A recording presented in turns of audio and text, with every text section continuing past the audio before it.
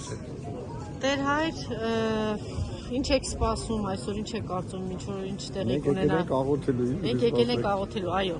Հավատավոր ժողովուրդը եկել է ի աջակցություն վեհափառ հոր, նաև մասնակցելու ժամերկությանը, բայց այստեղ ոստիկանները ջրբաժան են ստեղծել ակնհայտ։ Եվ այնտեղ ասում են ԿՊԱ-ականներն են, իշխանություններն են կազմակերպել, իրենց բերել են եւ 10 տիրադավներ ամենայն հավանականությամբ հենց այն ճանապարհով կգան եւ կմտնեն Լիվանական, այդպիսի տպավորություն է, չգիտեմ։ Այսինքն այստեղ փորձ են արել բաժանել ժողովրդին։ Իրենց ֆունկցիաներն են հավանաբար կատարում անվտանգություն ապահովելու, բախում չտալու, բայց բախում չլինի աղոթել։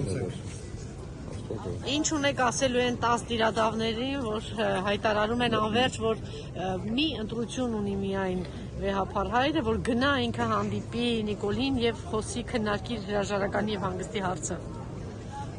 Իրենց հարցն է քննարկում հանգստի, ինչ կասեն։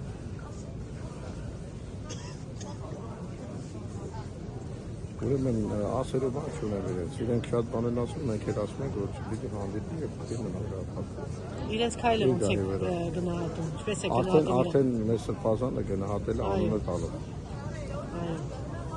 Տիրադավների խումբը։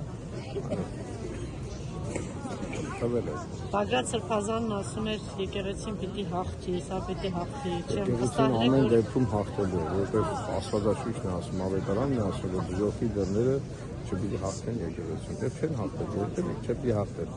Ոչ հիմա, ոչ հետո եւ ոչ անցյալ։ Շնորհակալ։